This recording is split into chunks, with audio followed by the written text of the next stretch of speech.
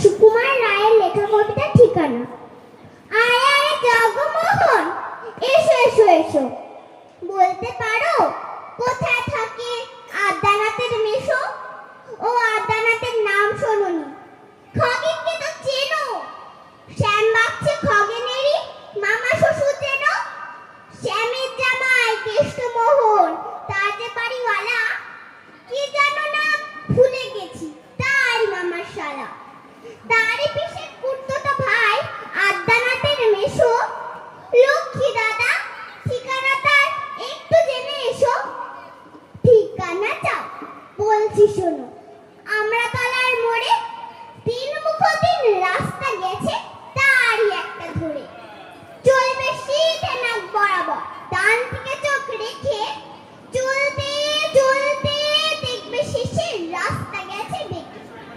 দেখবে সেথায় ডাইনে বাঁয়ে পথ গিয়েছে কত।